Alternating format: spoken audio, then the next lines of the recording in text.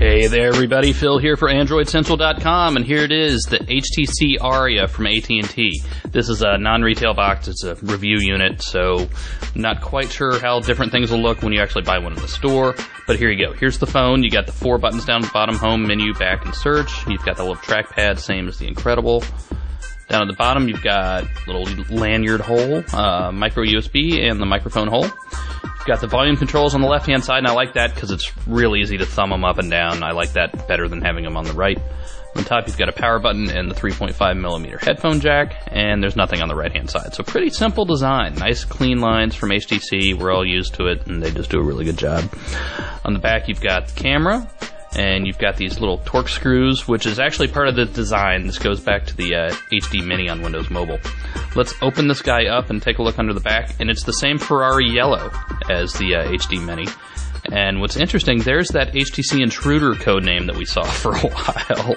So that's obviously where that came from. So now we've got that figured out. The Aria is in fact the Intruder, and the Intruder won't be some other phone. So that's good to know.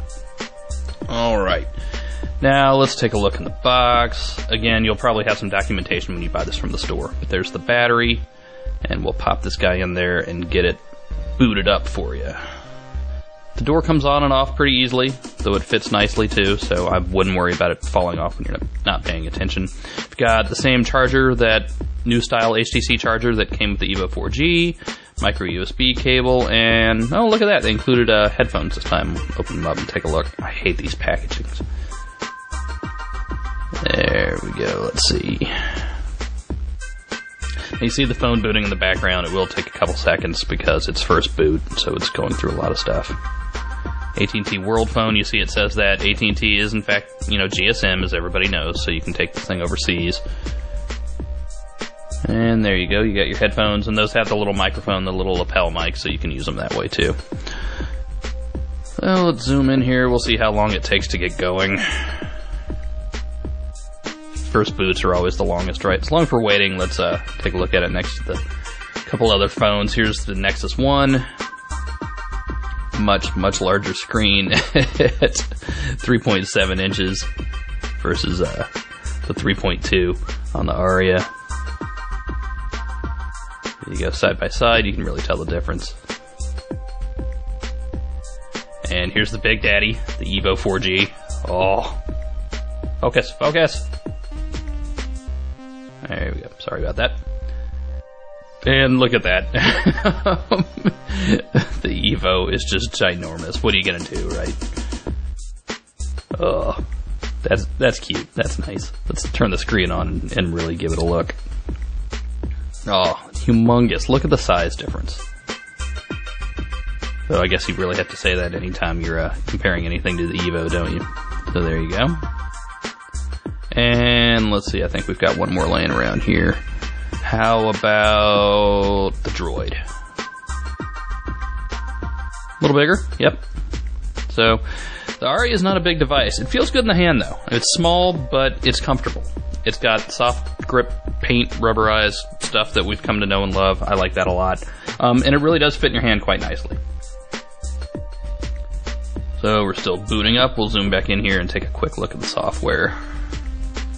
First boots are always the longest, and then there'll be a little setup, of course, so tell you what, we'll come right back here in a second once we get going.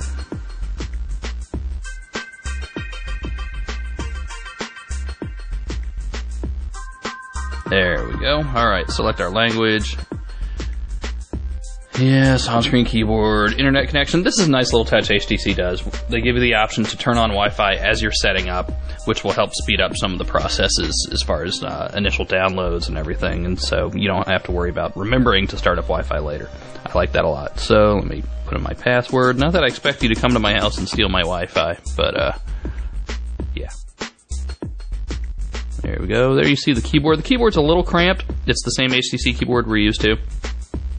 No directional keys on this keyboard, obviously, because you have the trackpad to move the cursor around when you're copying and pasting. So it's a little cramped, but it is usable. And everything's going to be a little cramped on the screen, right? It's small. Alright, so there we go. We got Wi-Fi. Yeah, use location, whatever. No, don't want to set up an account right now, but thank you. This is the exact same HTC Sense that we've seen on the Legend and the Evo and the Incredible and the Desire. Exactly the same. So if you've read our review on that, you should, and if you've used it on any of the other phones, it's exactly the same thing. You know exactly what you're getting. Alright, so let's see. We've got the same 7 home screens, right? Preloaded widgets. Cool. There's the market on the second home screen. I would much prefer to see that on the very first home screen. I don't know why people keep hiding it. There's AT&T hotspot locator, so you can find a Wi-Fi hotspot if you were in need of some. AT&T Nav and AT&T Maps. Those are both based off Telenav. Very nice service. We like them a lot. There's AT&T Navigator. Let's see what else we got. We got Wi-Fi Mobile. Cool. Nice addition. And there it is. Another reason to turn on Wi-Fi at first, right? Okay. And there you go. Same old favorites widget. You've got scenes like you do on the other phones, so you can kind of save the state of your home screens if you want, or load up different ones. Let's dive into the settings real quick and see what we have. And software information. Firmware version 2.1, update 1, so that's it. You're running Android 2.1. We would assume this would get a Froyo update at some point in time. And something else I want to look at. Ooh, did you catch it? There's something missing there. Side loading apps isn't going to happen. Oh, that's AT&T. I know people are calling it crippled. I still don't want to say the phone is crippled. The phone itself works just fine.